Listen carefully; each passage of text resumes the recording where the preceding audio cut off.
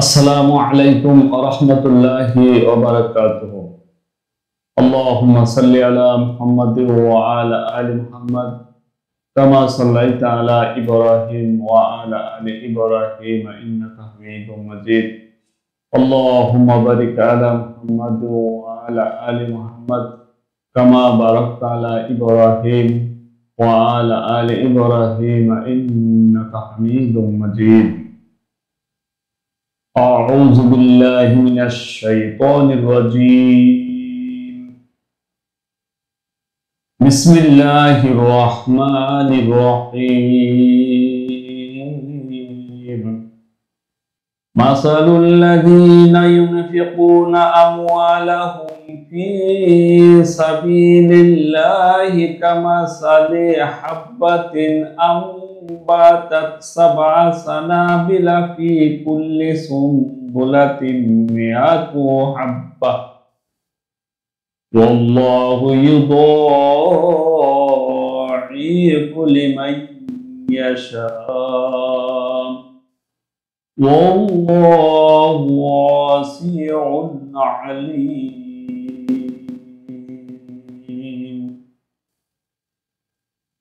الذين ينفقون أموالهم في سبيل الله ثم لا يتبعون ما أنفقوا منا ولا أذى لهم أجرهم عند ربهم ولا خوف عليهم ولا هم يحزنون.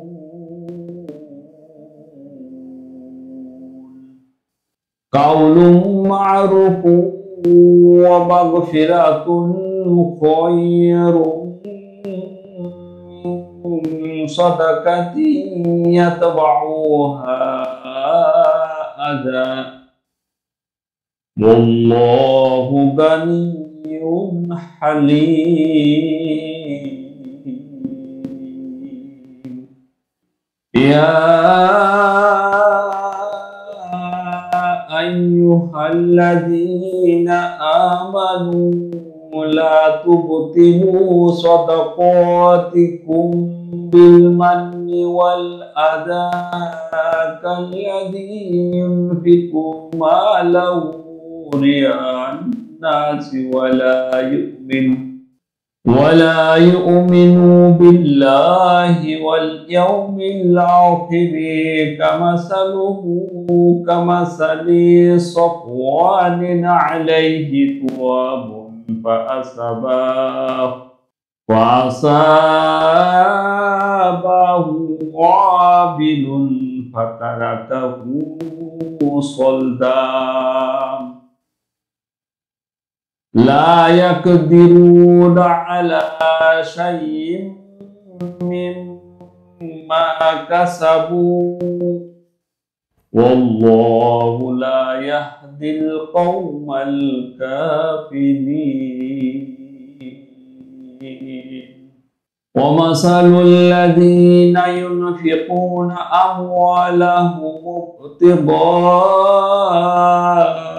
مرضات الله وتثبيتا من أنفسهم كمثل جنة بربوات أصابها وابل فآتت أكلها ضعفين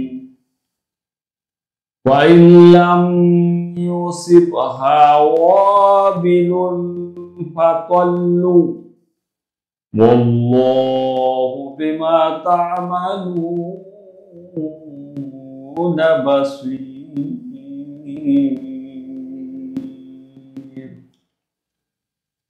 أيود أحدكم أن تكون له جنة من نخيل وعناب تجري من تحتها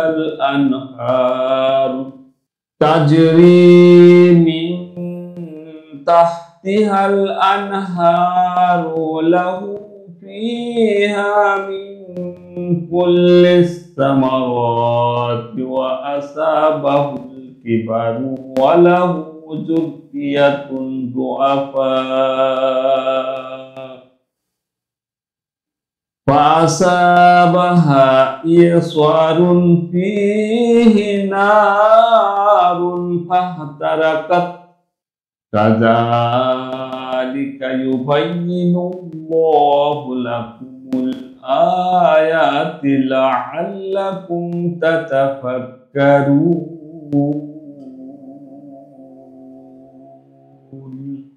آمنت بالله الحمد لله আমরা সূরা আল বাকারার 36তম রুকুর কয়েকটি আয়াত তেলাওয়াত করলাম। মহান রব্বুল আলামিনের দরবারে শুকরিয়া জ্ঞাপন করছি, যিনি আমাদেরকে পড়ার জন্য শোনার জন্য তৌফিক দান করেছেন। অর্থ রুকুর আয়াতের সাধারণ অর্থ হচ্ছে, যারা নিজেদের সম্পদ আল্লাহর পথে ব্যয় করে তার দৃষ্টান্ত একটা শস্য দানার মতো, যা অঙ্কুরিত করে 7টি শীষ, প্রতি শীষে 100 শস্য দানা, আর আল্লাহ বহুগুণে বৃদ্ধি করে দেন যাকে ইচ্ছা করেন, এবং আল্লাহ অত্যন্ত মুক্ত হস্ত সর্বজ্ঞ। যারা নিজেদের সম্পদ আল্লাহর পথে ব্যয় করে অতঃপর তারা যা ব্যয় করেছে তার পিছনে থাকে না কোনো খুঁটা আর না কোনো যন্ত্রণা, তাদের জন্য রয়েছে তাদের প্রতিপালকের নিকট তাদের প্রতিদান, আর তাদের কোনো ভয় নেই, আর তারা দুঃখিত হবে না। বিনম্র কথা বলা এবং ক্ষমা করা উত্তম সেই দানের চেয়ে যার পিছনে থাকে যন্ত্রণা, আর আল্লাহ সম্পদশালী পরম সহিষ্ণু। হে যারা ঈমান এনেছ, তোমরা বরবাদ করো না তোমাদের দান খয়রাত খোঁটা ও যন্ত্রণা দিয়ে, সেই লোকের মতো যে তার সম্পদ মানুষকে দেখানোর জন্য ব্যয় করে এবং আল্লাহ ও শেষ দিবসের উপর ঈমান রাখে না। সুতরাং তার উদাহরণ একটা মসৃণ পাথরের মতো, তার উপর কিছু মাটি, তারপর তার উপর বর্ষিত হলো প্রবল বৃষ্টি, অতঃপর তাকে রেখে দিল পরিষ্কার করে। তারা যা উপার্জন করেছিল তার কিছুরই তারা অধিকারী হলো না, আর আল্লাহ কাফের সম্প্রদায়কে হেদায়েত দান করেন না। আর তাদের উদাহরণ, যারা নিজেদের সম্পদ ব্যয় করে আল্লাহর সন্তুষ্টির সন্ধানে এবং নিজেদের অন্তর সুদৃঢ় করার জন্য উচ্চ ভূমিতে অবস্থিত বাগানের মতো, যার উপর বর্ষিত হলো প্রবল বৃষ্টি, ফলে সেখানে জন্মে দ্বিগুণ ফলমূল। আর যদি প্রবল বৃষ্টি বর্ষণ নাও হয় তাহলে হালকা বৃষ্টি যথেষ্ট। আর তোমরা যা করছো সে সম্পর্কে আল্লাহ সমক্ষ প্রত্যক্ষকারী। তোমাদের মধ্যে কেউ কি চায় যে তার থাকবে একটা খেজুর বাগান ও একটি আঙ্গুর বাগান, যার নিচ থেকে প্রবাহিত হবে নহরসমূহ, তাতে থাকবে তার জন্য প্রত্যেক প্রকার ফল ফলাদি, এবং তার উপর আপতিত হবে বার্ধক্য, আর থাকবে তার দুর্বল সন্তান সন্ততি, অতঃপর বয়ে যাবে তাতে প্রবল ঘূর্ণিঝড়, যাতে থাকবে আগুন, ফলে তা বশীভূত হয়ে যাবে। আল্লাহ এরূপেই তার নিদর্শনাবলী তোমাদের জন্য স্পষ্টভাবে বর্ণনা করেন, সম্ভবত তোমরা গভীরভাবে চিন্তা ভাবনা করতে পারবে। আলহামদুলিল্লাহ, আমরা সাধারণ অর্থ শুনলাম, যার কয়েকটি শাব্দিক অর্থ ব্যাখ্যা করব ইনশাআল্লাহ। আল্লাযীনা ইউনফিকুনা আমওয়ালাহুম, যে মহান উদ্দেশ্যকে সামনে রেখে তোমরা ঈমান এনেছ, সেই উদ্দেশ্যের জন্যই তোমাদের জীবন ও সম্পদের কুরবানি স্বীকার করো। পার্থিব লাভ ক্ষতি অপেক্ষা করে শুধুমাত্র আল্লাহর কালেমা বুলন্দ করার জন্য নিজের সময়, শক্তি, সামর্থ্য, অর্জিত অর্থ ব্যয় করা, এ ধরনের উদ্দেশ্য সাধনের জন্য এক ভিন্নতর নৈতিক বৈশিষ্ট্যের প্রয়োজন। এই জন্য দৃষ্টিভঙ্গির প্রসারতা, বিরাট মনোবল, উদার মন মানস, সর্বোপরি আল্লাহর সন্তুষ্টি অর্জনের আকাঙ্ক্ষা থাকা প্রয়োজন। আর সামষ্টিক জীবনের বিধিবিধানেও এমন পরিবর্তন আনা প্রয়োজন যাতে ব্যক্তির চরিত্রে অর্থ পূজার পরিবর্তে উল্লেখিত নৈতিক বৈশিষ্ট্য বিকাশ লাভ করে। ফি সাবিলিল্লাহ, সম্পদ ব্যয় নিজ প্রয়োজন পূরণে হোক বা সন্তান সন্ততির ভরণ পোষণে হোক অথবা তা আত্মীয় স্বজনের দেখাশোনায় ব্যয় হোক, হোক না অভাবী দারিদ্র্যের সাহায্যার্থে বা জনকল্যাণমূলক কাজে অথবা দ্বীনের প্রচারে ও জিহাদে, যে কোনোভাবেই তা ব্যয় করা হোক না কেন, তা যদি আল্লাহর কানুন মোতাবেক হয় এবং নিছক আল্লাহর সন্তুষ্টি অর্জনের উদ্দেশ্য হয়, তাহলে তা আল্লাহর পথে ব্যয় হয়েছে বলে গণ্য হবে। সুম্বুলাতিন মিয়াতুন হাব্বাতিন আল্লাহু ইউদাইফু লিমান ইয়াশা আল্লাহু ওয়াসিউন আলিম। প্রতি শীষে 100 শস্যদানা আর আল্লাহ বহুগুণে বৃদ্ধি করে দেন যাকে ইচ্ছা করেন, এবং আল্লাহ অত্যন্ত মুক্তহস্ত সর্বজ্ঞ। যতটুকু নিষ্ঠা ও আন্তরিকতার সাথে মানুষ আল্লাহর পথে সম্পদ ব্যয় করবে, ঠিক ততটুকু অধিক প্রতিদান সে আল্লাহর পক্ষ থেকে পাবে। যে আল্লাহ একটা শস্য দানাতে এত বরকত দান করেন যে তা থেকে 700 দানা উদ্গম হতে পারে, তার জন্য এটা মোটেই কঠিন নয় যে তোমাদের দান খয়রাতকে একইভাবে বৃদ্ধি করবেন এবং তোমাদের দানের একটি টাকাকে 700 গুণ পর্যন্ত বাড়িয়ে তোমাদেরকে ফেরত দিবেন। এই মূল সত্যকে বর্ণনা করার পর আল্লাহ রাব্বুল আলামিন দুটি গুণবাচক নামের উল্লেখ করা হয়েছে।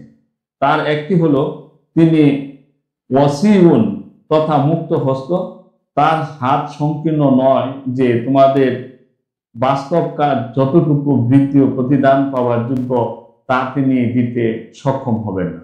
উল্লিখিত দ্বিতীয় গুণ হলো আলিম তথা সর্বজ্ঞ, অর্থাৎ তিনি এমন উদাসীন নন যে যা কিছু তোমরা ব্যয় করছো এবং যে ধরনের আন্তরিকতার সাথে করছো সে সম্পর্কে তিনি অনবহিত থেকে যাবেন আর তোমরা প্রতিদান থেকে বঞ্চিত থেকে যাবে।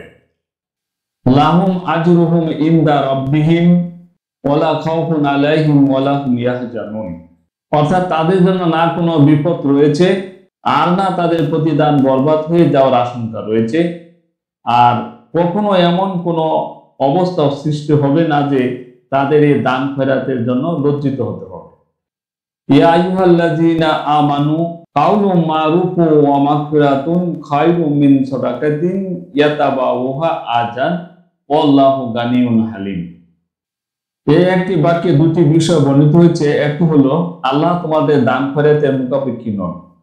দ্বিতীয় যে আল্লাহ তাআলা যেহেতু অতি সহনশীল, তাই তিনি এমন লোকদেরকে পছন্দ করেন যারা নীচ ও সংকীর্ণ মনা নয়, বরং প্রশস্ত হৃদয় ও সহনশীল।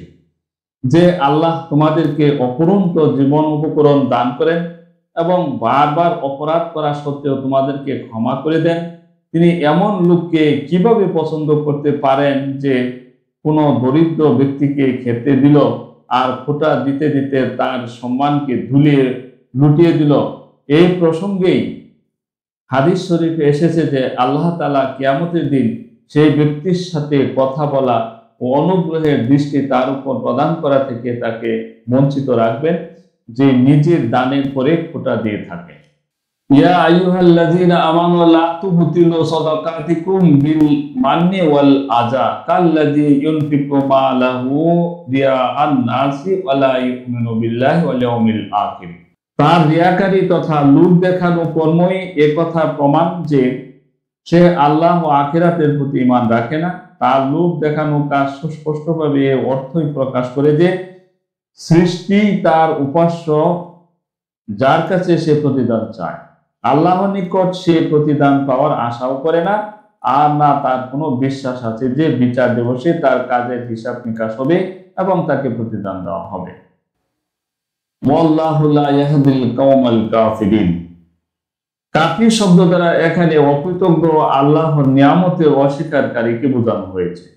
যে ব্যক্তি আল্লাহর দেওয়া নিয়ামতকে তার পথে তার সন্তুষ্টির জন্য ব্যয় না করে তার সৃষ্টির মনোবাঞ্ছনার জন্য ব্যয় করে, অথবা আল্লাহর রাস্তায় যদি কিছু ব্যয় করেও তার সাথে থাকে খোটা যন্ত্রণা, এমন ব্যক্তি মূলত অকৃতজ্ঞ ও আল্লাহর নিয়ামতের অস্বীকারী।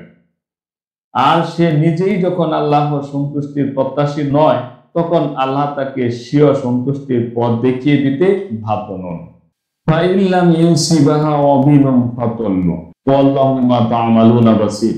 প্রবল বৃষ্টিপাত দ্বারা এমন দান খয়রাতকে বোঝানো হয়েছে যে যার অন্তরালে থাকে পূর্ণ কল্যাণ আকাঙ্ক্ষা ও পূর্ণ সদিচ্ছা। আর হালকা বৃষ্টি দ্বারা এমন দান খয়রাতকে বোঝানো হয়েছে যার অন্তরালে কল্যাণ আকাঙ্ক্ষার তীব্রতা নেই। মা সাবাহা ইয়াসারুন ফিহি নারুন ফাহতারাকাত কাযালিকা ইউবাইয়িনুল্লাহু লাকুমুল আয়াতি লাআল্লাকুম তাতাফাক্কারুন।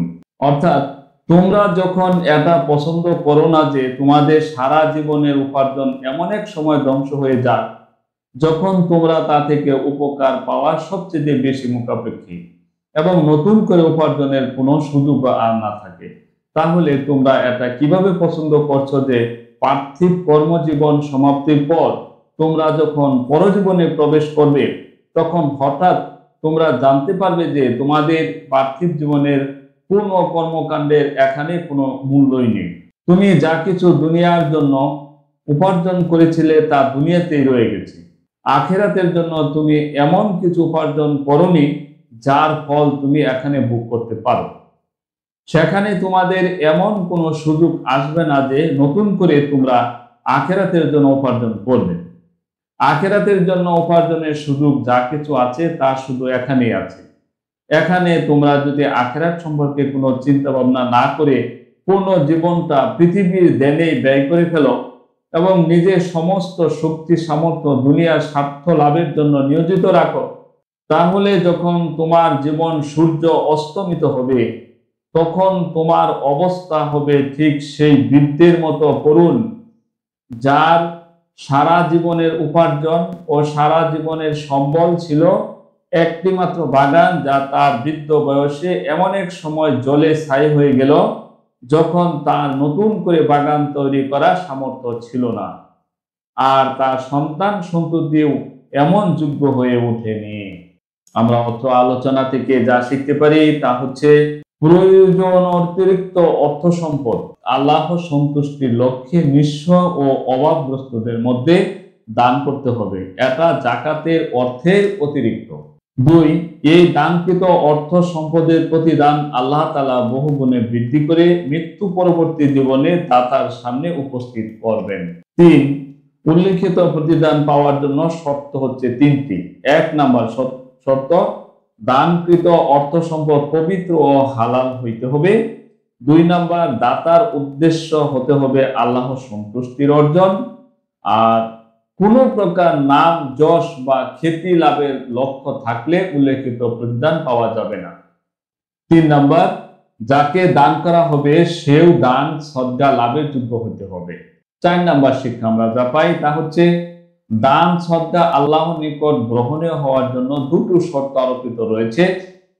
1, দান করে খোটা বা কষ্ট দেওয়া যাবে না। 2, দান গ্রহীতাকে ঘৃণা করা যাবে না। 5 নাম্বার, দান করে গ্রহীতাকে খোটা দিলে অথবা আচার আচরণের মাধ্যমে তাকে কষ্ট দিলে আখিরাতে তার প্রতিদান পাওয়ার সুযোগ নষ্ট হয়ে যাবে। 6 নাম্বার আমরা শিক্ষা পাই দান খয়রাত করার সময় এদিকেও লক্ষ্য রাখতে হবে যে কোনো হকদারের হক যাতে এর দ্বারা বিনষ্ট না হয়। 7 নাম্বার শিক্ষা আমরা লাভ করতে পারি তা হচ্ছে নিজ খেয়াল খুশি মতো কোনো কাজকে সৎ কাজ মনে করে দান করলে সওয়াব পাওয়া যাবে না। শরীয়তের দৃষ্টিতে তা সৎ কাজ হিসাবে স্বীকৃত হতে হবে। মহান রব্বুল আলামিন আমাদের সবাইকে আল্লাহর পথে দান খয়রাত করার জন্য তৌফিক দান করুন। ওয়া আখিরি দাওয়ানা আলহামদুলিল্লাহি রাব্বিল আলামিন। আসসালামু আলাইকুম ওয়া রাহমাতুল্লাহি ওয়া বারাকাতুহু।